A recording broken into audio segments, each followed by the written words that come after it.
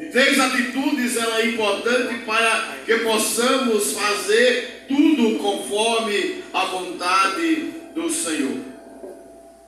Quando nós lemos o texto em uma outra tradução de Isaías, ele vai dizer assim: alegra-se estéril, em outra tradução, porque você não dá a luz, mas esforça-te e clama, tu que não estás de parto. Essa é a citação de Isaías. E no contexto geral, essa profecia, ela fala sobre a restauração de Jerusalém após o exílio babilônico. Havia agora um alerta para que o povo pudesse estar agora atento, para que eles pudessem ser restaurados. Foi o momento que a cidade estava desolada, como uma mulher estéril, e precisava agora ser despertada, precisava agora ser repovoada, precisava agora que mais filhos pudesse agora, aquela cidade que tinha saído agora do exílio e que durante a caminhada muitas pessoas ficaram no caminho, ela estava como estéril, e o Senhor usa agora a profecia para esse povo. E o texto diz: porque os filhos da solitária são mais do que o que tem marido. Estava trazendo um alerta àquele povo, à igreja. E a solitária aqui representa Agar e seu filho Ismael, enquanto o seu marido representa Sara, seu filho Isaac.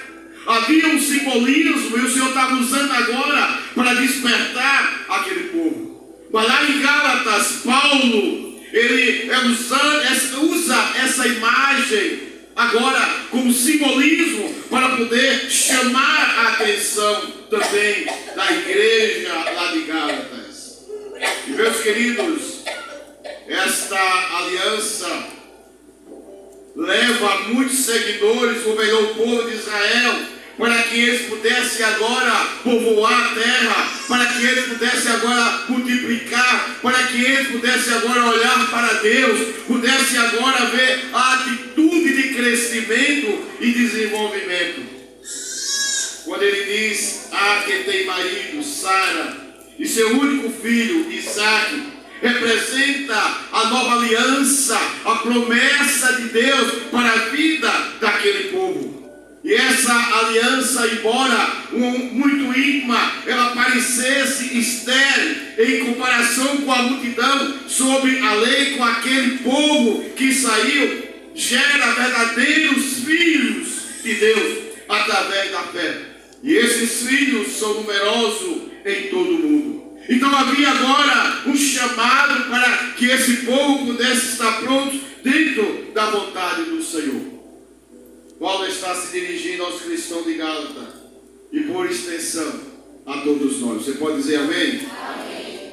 E por extensão, como diz o meu texto, a todos os crentes em Cristo Jesus. Nós somos filhos da promessa, porque o Senhor prometeu, assim como foi lá com Isaac. Isaac nasceu não por meios naturais, porque Sara era idosa e estéril, mas foi pelo Senhor. Foi um cumprimento da promessa de Deus a Abraão. Quando lá em Gênesis capítulo 17, 51 em diante, ele começa a anunciar e fazer a promessa para que a igreja pudesse crescer. Por isso que eu chamo a sua atenção para 3 atitudes para o crescimento da igreja. Muitas vezes nós estamos estéreis, parados, não saímos do lugar, não mudamos nada, não cumprimos os mandamentos. A nossa vida é igual todo instante. Eu vou à igreja, chego lá, celebro, amém, amém, eu oro, eu leio minha Bíblia e encerra por aí. Ficamos estéreis, parados, não desenvolvemos, não crescemos, não evangelizamos, não cumprimos os mandamentos, não realizamos o ídolo de Jesus, de pregar, anunciar a palavra. Ficamos estéreis. Nós precisamos deixar que o Senhor faça a obra. grande comissão, conforme os grandes mandamentos, que nos leva a poder estar prontos a cumprir, a obedecer a palavra de Deus. E muitas vezes a palavra ela vai ser eficaz, mas eu vou necessitar da direção do Espírito Santo na nossa vida, para que possa nos conduzir, para que possa nos levar a fazer a vontade do Senhor. Nós somos o complemento das promessas de Deus que foram dadas a Abraão e a Sara. Nós somos a continuidade. E quando o Senhor foi falar para Abraão, ele declarou: farei de ti uma grande nação, vou multiplicar como a areia do mar, como as estrelas do céu. Aquele que te abençoar será abençoado, aquele que te amaldiçoar será amaldiçoado. E o Senhor deu a promessa, mas essa promessa não ficou somente em Abraão, ela segue até o dia de hoje, porque é o mesmo Deus ontem, hoje e eternamente. Você diz amém? O Deus é o mesmo. E Deus não faz promessas para um grupo específico e para outro não. A promessa de Deus é única para todos. E havia agora um chamamento, um despertamento, para que aquele povo saindo da Babilônia não ficasse estéril. Nós somos cordeiros da promessa de Deus, porque nós somos filhos da promessa, assim como foi Isaac. E por isso, meus queridos, que esse texto, ele fala ao nosso coração. Nós devemos alargar as estacas. E era isso que o Senhor queria para a vida daquele povo, alargar as estacas. Porque dessa maneira nós veremos o corpo de Cristo crescer de maneira tal, sobrenatural, porque é o Senhor que vai atuar, não é você. Mas você precisa sair do seu comodismo. Você precisa sair daquilo que está muito estático. Você precisa ser dinâmico. Você precisa crescer. Você precisa desenvolver. Você precisa cumprir a palavra de Deus. A igreja que é você precisa estar ativa para realizar a obra do Senhor. Você diz amém? Amém. É muito bom receber a palavra aqui. O melhor é quando você sai daqui e começa a distribuir essa palavra na vida daqueles que precisam. Quantas pessoas estão necessitando? Mas eu falo de Cristo para alguém. Tudo bem. Quantos estão agora no centro de recuperação, precisando ouvir a palavra de Deus? Hoje eu estava conversando com alguém, e essa pessoa disse: nós fomos visitar um centro de recuperação. Estava ali aquele grupo de homens, todos eles cantando, louvando Deus. Todo mundo aqui é evangélico. Mas na hora que foi convidado para entregar a Jesus, vieram dois. Então não são evangélicos. Mas a conclusão que nós tiramos, a necessidade de pessoas ouvirem a palavra, de ir lá dentro da local onde eles precisam, de sair. A igreja precisa sair, a igreja precisa multiplicar, a igreja precisa fazer a obra do Senhor. E essa igreja é você. Você diz amém? Amém. Somos nós. Estamos sentados, acomodados, parados no tempo, não desenvolvemos, milhões de vidas se perderam, as coisas aconteceram. Culpado é a igreja de Cristo, eu e você que é culpado, porque estamos esperando que alguma coisa aconteça, ou que alguém realize para nós. E é por isso que eu lhe convido para poder dizer qual é a primeira atitude para o crescimento da igreja. Primeiro, temos que estar cheios de Jesus. Eu vou repetir, você diz amém. Temos que estar cheios de Jesus. Você diz amém? Estar cheio de Jesus é uma expressão que se refere a ter uma profunda conexão espiritual com o Senhor Jesus Cristo. Eu preciso estar alinhado com Ele na minha vida. Isso em todos os momentos, no meu trabalho, na minha escola, na minha faculdade, na minha casa, em todos os momentos. Eu tenho respaldo bíblico para isso. 1 Coríntios 10:31, como é que diz?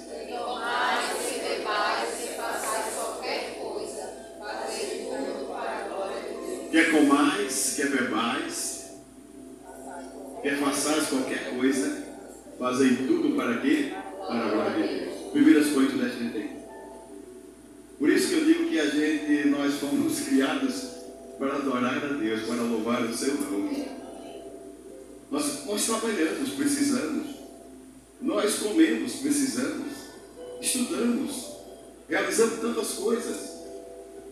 Mas acima de tudo, eu preciso adorar ao Senhor, porque quando eu adoro ao Senhor, o Senhor vai complementando aquilo que eu preciso e que eu tenho necessidade. Mateus 6,33 diz o quê?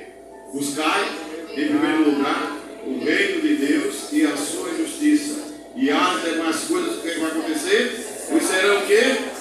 Acrescentadas. Eu preciso estar cheio de Deus, porque isso caracteriza pela presença ativa do Espírito Santo de Deus na vida de uma pessoa.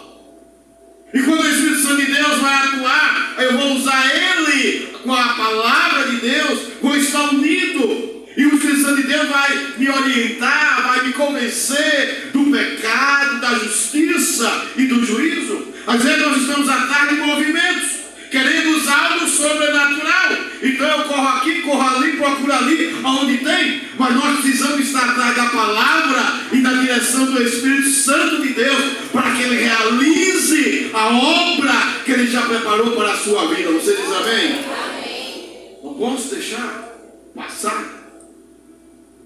Preciso viver para a glória de Deus. Essa experiência de ser cheio de Deus, ela vai além de somente crer em Jesus. Ela implica numa transformação interior que se manifesta em diversos aspectos da nossa vida. Começa interiormente essa mudança. Eu preciso ser cheio de Jesus conforme a sua palavra. E a primeira característica, plena presença de Cristo em nossa vida. Ele precisa estar alinhado. Significa dizer que a vida da pessoa é permeada pela influência do Espírito Santo de Deus na nossa vida, pelos ensinamentos da palavra, pela vivência, pelo testemunho, pela minha consciência, por aquilo que eu sei que Deus pode realizar. Eu preciso viver da plena presença de Cristo. Segunda característica, eu preciso deixar que a atuação do Espírito Santo de Deus seja algo vivo, sobrenatural sobre a minha vida. A plenitude no Senhor Jesus geralmente está ligada à atuação do Espírito Santo de Deus, que é o Espírito Santo de Cristo sobre a nossa vida. E eu preciso deixar que isso possa acontecer. Então, meus queridos, ser cheio do Espírito Santo de Deus implica ser guiado, orientado, conduzido conforme a sua palavra, fortalecido, capacitado pelo Espírito em todas as áreas da nossa vida. Eu preciso estar cheio do Espírito Santo. A igreja precisa vivenciar isso. Você pode até chegar um dia na igreja e não está muito bem. Normal, você é ser humano. Você não pode viver o tempo todo. Não está tudo bem. Não está não, a igreja não está. Você precisa ser sincero com você mesmo. Mas é necessário que você possa entender que tem um Senhor que cuida de você. Um Senhor que muda a sua história. Uma terceira característica é que para ser cheio eu preciso que seja transformado o meu caráter. Sim, sim, não, não. E a palavra tem que ser verdadeira. Eu tenho que ter o caráter de Cristo. Assim como Jesus. A pessoa que está cheia, ela demonstra qualidade como amor, como alegria, como paz, como paciência, como benignidade. E isso implica nos frutos do Espírito. Gálatas capítulo 5, 22 diante. Paz, amor, longanimidade, benignidade, mansidão, fé, temperança, domínio próprio. Eu preciso vivenciar. Não existe, olha, eu tenho paz. Eu não tenho domínio próprio. Não toque em mim porque eu não sei o que vai acontecer. Então tem alguma coisa errada na sua vida. Os frutos, eles precisam estar em evidência iguais para que o meu caráter seja o caráter de Cristo. A quarta característica é a obediência ao serviço. Para que eu possa estar cheio do Espírito, eu preciso obedecer. Leva ao desejo de obedecer aos seus mandamentos. Leva ao desejo de servir aos outros. Leva a refletir o amor e a compaixão de Deus. Leva a poder fazer com que o Senhor, olhando para mim, possa ver que existe ali um servo, alguém pronto para realizar a obra do Senhor. Uma quinta característica: intimidade com Deus. E às vezes falta isso. Eu nem sei quando o Senhor me responder as orações, porque eu oro, mas não sinto nada. Intimidade, que falta. Eu não sei quando leio a Bíblia, quando o Senhor está falando comigo. Intimidade, que falta com Deus. Eu não sei se é a vontade de Deus para que realize isso. Intimidade com Deus está faltando na sua vida. Eu preciso ser cheio, eu tenho vontade, mas eu preciso ter uma relação profunda com Deus, marcada pela oração, marcada pela leitura da palavra, marcada pela vontade constante de poder buscar e fazer com que Ele se agrade de mim. Por isso que eu tenho que chamar a atenção, agrada-te do Senhor, e Ele satisfará o desejo do teu coração. Não aceite a característica. Testemunho poderoso. A vida da pessoa se torna um testemunho vivo do poder transformador de Deus, impactado pelo aquilo que você vive. Você tem uma vida de testemunho, aonde você vai, você pode testemunhar daquilo que o Senhor faz e fez para a sua vida. Às vezes o Senhor fala ao nosso coração e traz algo para você testemunhar para outro, e às vezes você se renega. Aconteceu comigo hoje, infelizmente. Eu não contei para ninguém, nem para Rafael que estava comigo. Mas eu entrei na padaria. Mas antes de entrar, eu disse: tem uma pessoa naquela padaria que ele tem algo que precisa mudar, e me ajuda. E Deus estava me usando para dar uma palavra para ele. E eu fiquei: Senhor, ele é todo fechado. Se eu for dizer alguma coisa aqui, e o Senhor me deixou ficar, eu e ele somente. Ele disse: Senhor, eu vou dizer o que para ele? O Senhor dizia: fale. E eu só tive coragem de perguntar: você não é daqui, não é? Ele fez: não, sou do interior. Aí o Senhor: continue. E eu fiquei receoso e não dei a palavra. Mas o Senhor, na próxima vez, em nome de Jesus, me coloca aí, me dá outra oportunidade, porque eu preciso falar. Eu sei qual é a área dele, Deus já me falou. Quando eu entrei, eu disse: ele não é daqui. E eu preciso testemunhar do Senhor para a vida daquele rapaz. Porque Deus tem um propósito, tem um plano na vida de cada pessoa. E se eu quero ser cheio de Deus, eu preciso viver essa palavra. A segunda atitude para que eu possa ser uma igreja e cresça é fechar as portas do fundo. Eu falei cheio de Deus e as características, mas agora é a terceira atitude: é fechar as portas do fundo. E muitas vezes as pessoas chegam na igreja, se alegram, entregam a sua vida a Jesus. Agora eu estou falando para você diretamente, mas ele não consegue ficar. É como se tivesse uma porta aqui no fundo. Ele vai embora, nunca mais vai. Vai embora porque foi para outra igreja, vai embora porque está chateado, vai embora porque não gostou, vai embora porque alguém deu uma palavra, vai embora porque alguém olhou para ele e disse: você é feio, e ele disse: eu sou bonito, e vai embora. E as portas do fundo ficam abertas e nunca mais vão. E quando eu falo isso, estou falando de você, que precisa estar pronto para fechar essa porta, porque você é a igreja de Cristo. Então eu preciso fechar a porta do fundo. Isso inclui estudo da palavra, estudo bíblico, pequenos grupos. Eu preciso agora olhar para o outro, para ajudar a crescer, a desenvolver. Às vezes nós estamos numa escola bíblica, aprendendo da palavra de Deus, é ótimo, é essencial, mas eu preciso trabalhar agora, um a um, discipulado, incentivar os pequenos grupos, para que possa desenvolver, para que a igreja cresça espiritualmente, porque naturalmente, se eu cresço espiritualmente, números é consequência da obra do Senhor na minha vida. Você diz amém? É fruto da obra do Senhor. Mas eu preciso fechar a porta dos fundos. Eu preciso preparar o outro.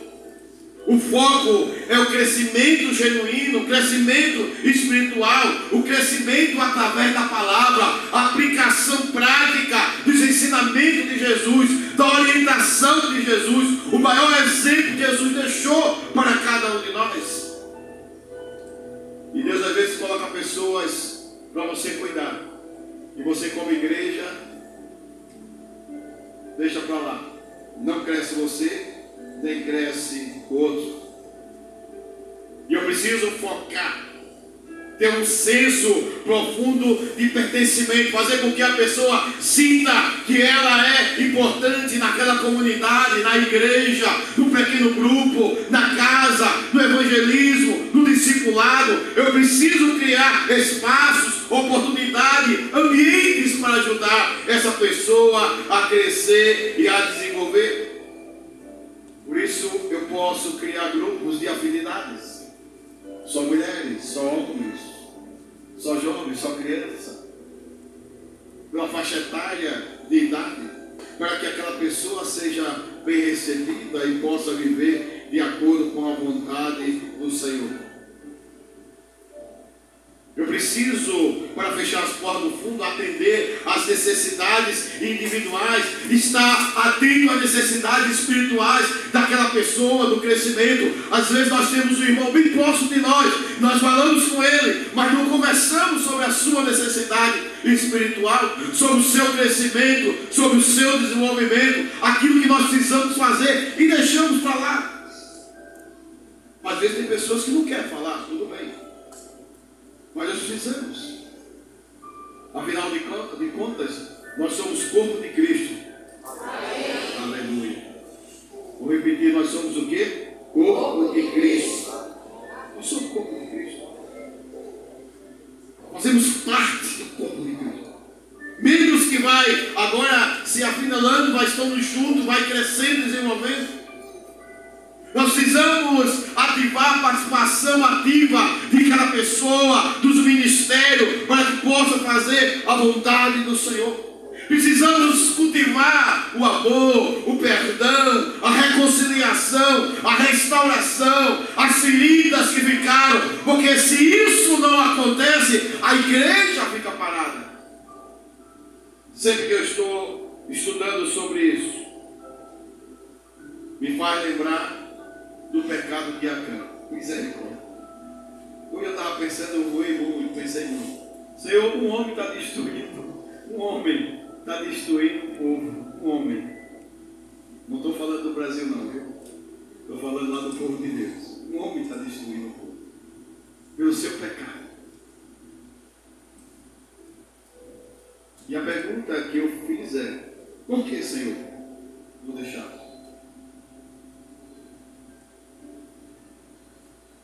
E o Senhor me diz: até que haja um reconhecimento do meu povo.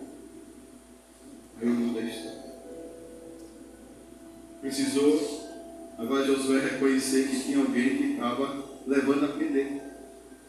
Todas as guerras Josué ganhava. Quantidade, milhares de homens, ele ia lá e o Senhor, estou com você, eu estou abençoando. As batalhas que vinha, ele ganhava. E agora um grupinho pequenininho que veio contra ele. E alguém disse: olha, galera, isso aí é pouco, a gente ganha, isso aí está no bolso, né? A gente ganha, tranquilo. Perderam. Perderam. Porque alguém não se reconciliou, não restaurou, faltou amor, não pediu perdão, roubou, escondeu lá debaixo da sua casa, sua tenda, aquilo que era para poder deixar. O Senhor disse: não pegue nenhum despojo de guerra, nada, tudo isso me pertence, era do Senhor, ninguém deixa. Aquele homem cansado de guerra, no sol quente provavelmente, Vai para a Babilônia? Cara, isso aqui é como comprar uma capa dos Estados Unidos. Isso aqui vale dinheiro. Eu não posso deixar. Pegou lá a capa e outras coisas mais e escondeu. E veio a mão pesada do Senhor sobre o povo. Josué, a época precisou agora se humilhar, jejuar, pedir ao Senhor discernimento, até o Senhor revelar o que estava acontecendo. Quando o Senhor revela o que estava acontecendo, ele começa agora de clã em clã, de família em família. Aí chegou até Acã e descobriu. E disse: vai morrer. E a palavra do Senhor foi dita para que nada acontecesse, ninguém pegasse nada. E aquele homem é morto, sua família, seus animais, não ficou nada, nada, nada, nada, nada. Às vezes eu preciso estar pronto para poder fazer a vontade do Senhor. Eu preciso fechar as portas do fundo, pedir ao Senhor a direção para que possa desenvolver e crescer. Terceira atitude: temos que nos envolver com a revolução do discipulado, a grande comissão, baseada em Mateus 28, 19 e 20, ou 18, 19 e 20. Eu preciso fazer uma revolução, uma mudança como igreja, conhecer profundamente. Não se trata apenas de repetir versículo, mas de vivenciar a mensagem de Deus, a mensagem de Jesus, aquela que é aplicada, que vai diretamente ao coração do necessitado. Eu preciso revolucionar a vida das pessoas, dizer que só Jesus salva, que Ele é o Senhor, que Ele é a mudança. É entender o amor radical que Deus demonstrou, a graça que nos alcançou, aquilo que Ele realizou. É deixar que os princípios de Deus moldem nossa visão de mundo e nos dê a prioridade de fazer a vontade do Senhor. Mas tem uma coisa que eu quero te chamar a atenção, para que você possa envolver nessa revolução do discipulado. É muito importante que você primeiro seja discípulo antes de fazer discípulos. Muitas vezes nós queremos ajudar alguém, é para pegar o voo, mas você nem é discípulo. O discípulo obedece seu mestre, o discípulo cumpre os mandamentos, o discípulo faz a vontade do Senhor. Então precisa que primeiro você comece, inicie essa mudança, essa revolução na sua vida. Tem pecado a confessar? Confesse enquanto é tempo. Tem que obedecer ao Senhor? Obedeça. Tem perdão para liberar? Libera. Tem que receber perdão? Aceite. Tem ferida na sua vida que está magoando? Comece a convidar o Senhor e alguém para lhe ajudar para que sejam sanadas essas feridas. Tiago capítulo 7 vai dizer: confessai o vosso pecado uns aos outros para seres curados. O Senhor perdoa a sua falha, a sua falta, o seu pecado. Mas eu preciso confessar para que essa ferida não fique lá e depois ela comece a aparecer de novo. Precisamos estar numa constante aprendizado, buscando aprofundar e fazer a vontade do Senhor. O Senhor tem algo para realizar e por isso você precisa sair da sua zona de conforto. A grande comissão nos impede a ir além das quatro paredes, nos leva a poder realizar a obra do Senhor. Precisamos construir pontes em vez de barreiras. Muitas vezes nós precisamos fazer pontes para que o outro possa passar, para que o outro possa chegar até Jesus. E muitas vezes nós colocamos barreiras impedindo o desenvolvimento daquela pessoa. Eu preciso viver de acordo com a vontade do Senhor. Em outras palavras, eu preciso viver o Evangelho na prática, através das nossas ações, através das nossas atitudes. E a maneira como nós vivemos, como nós nos relacionamos, como nós lidamos com os desafios, vai comunicar como é que nós pregamos o Evangelho. O Senhor tem algo para a nossa vida. Por isso que eu preciso usar a linguagem do amor, aproveitar as oportunidades, investir tempo e energia, mentorar aquele discípulo caminhando para Jesus, criar algo que possa ser de acolhimento, dando a cada um a necessidade de crescer, capacitar o discípulo e multiplicar, dizer para ele que ele tem algo diante do Senhor e que o Senhor pode realizar uma grande obra em sua vida.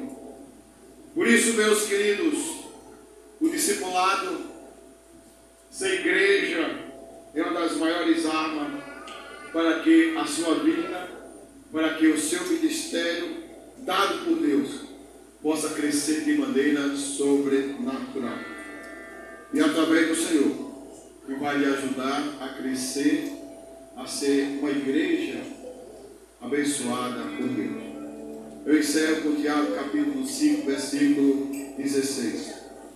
Portanto, confesse seus pecados uns aos outros e orem uns pelos outros, para que eles sejam curados, porque a oração do justo pode muito em seus efeitos. Você diz amém?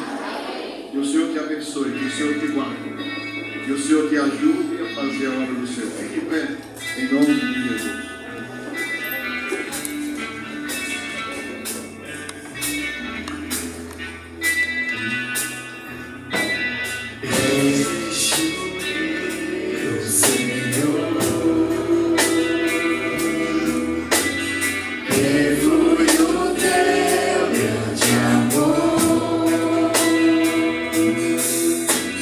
Águas que correm do trono.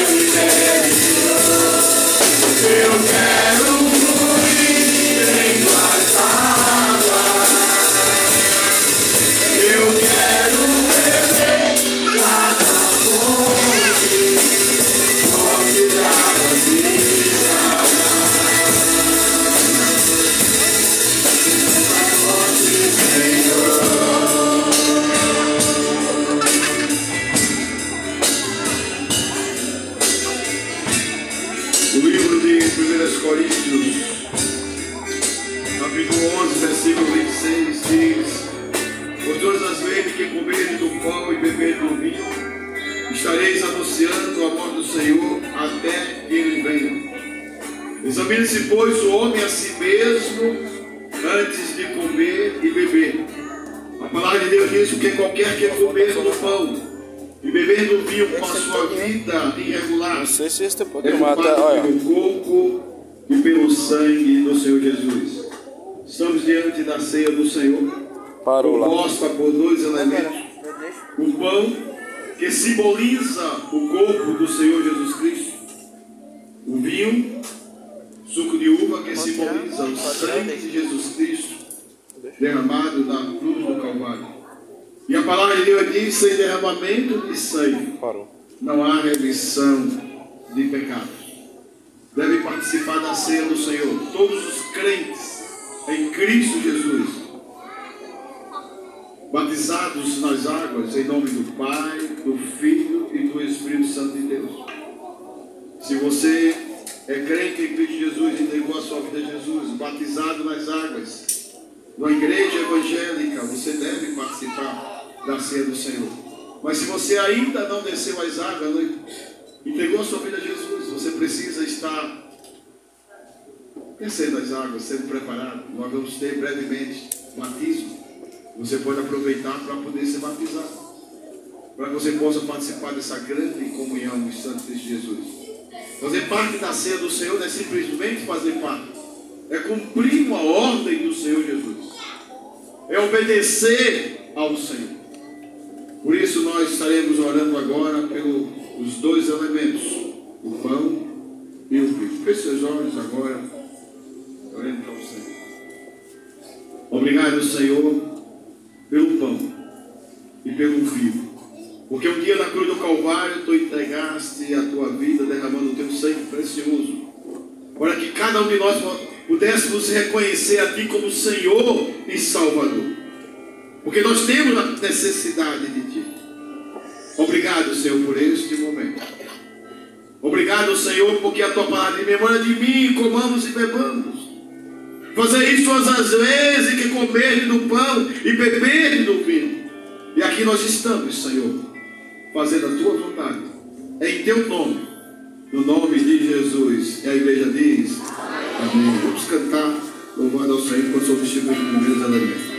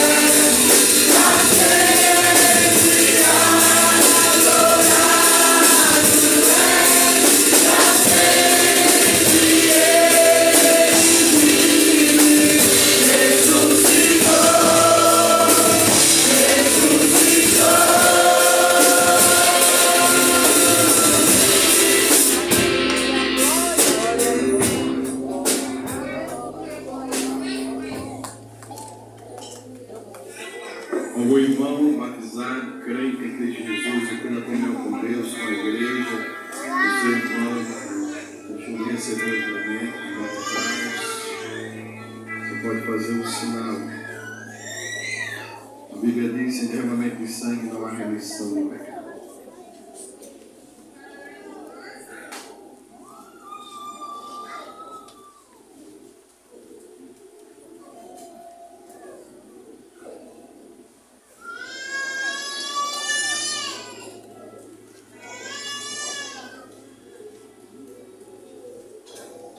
Cristo ressuscitou, dando a oportunidade a cada um de nós para que pudéssemos fazer a sua vontade.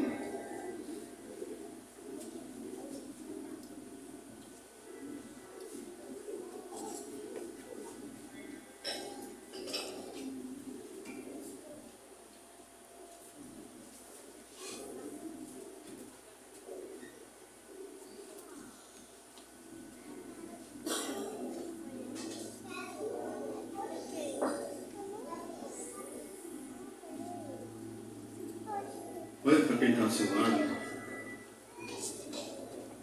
E se a pessoa ainda não tem um caso, se ainda não é batizado, olha para ele e diz assim: que o Senhor comece a abençoar mais e mais a sua vida. Olha para quem está ao seu lado, dá uma palavra de bênção e diz: eu vou também participar da ceia do Senhor. Declare isso que você vai em nome de Jesus.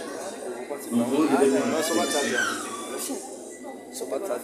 Levanta teu caso, seu pão. Obrigado, Senhor, por essa oportunidade. Em teu nome nós celebramos a ceia do Senhor e te agradecemos em nome de Jesus. A igreja diz: amém. Em nome do Senhor Jesus, humanos e irmãos.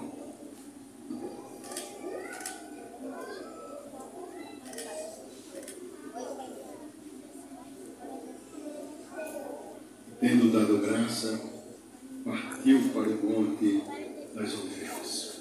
Cantemos, celebremos ao Senhor. Louve ao Senhor, declarando que Ele é o Senhor soberano na sua vida.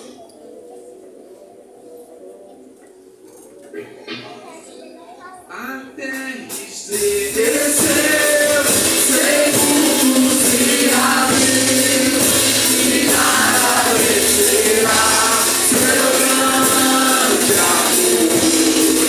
Como de onde está, o Rei ressuscitou, Ele venceu pra sempre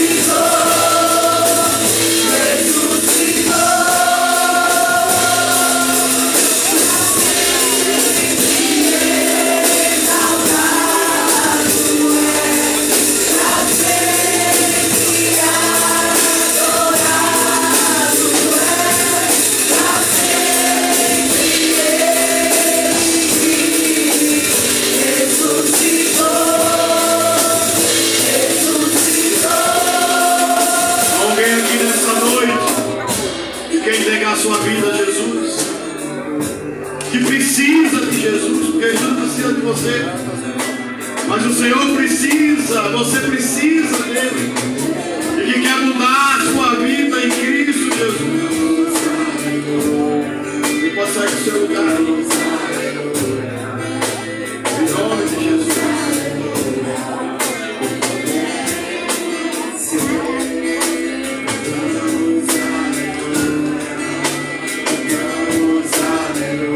Alguém quer entregar a sua vida a Jesus? Essa é a oportunidade.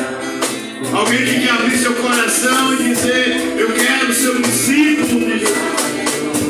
É a oportunidade que você tem. Você está aqui corajosamente, porque o Senhor conhece o seu coração.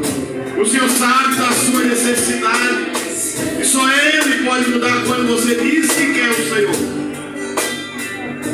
Vamos cantar esse canto, cantamos aleluia. Em seguida você tem mais uma oportunidade.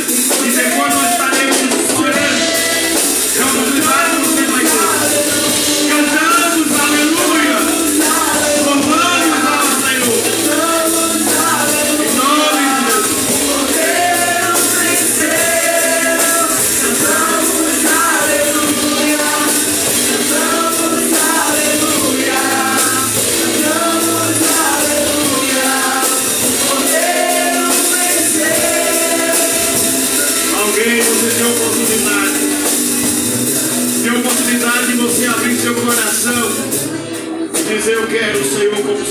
Salvador.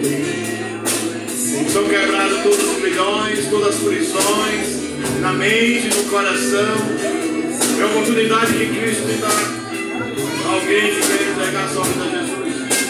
Nós vamos orar, encerrando esse momento, mas louvando e agradecendo a Deus por aquilo que o Senhor já fez por cada um de nós.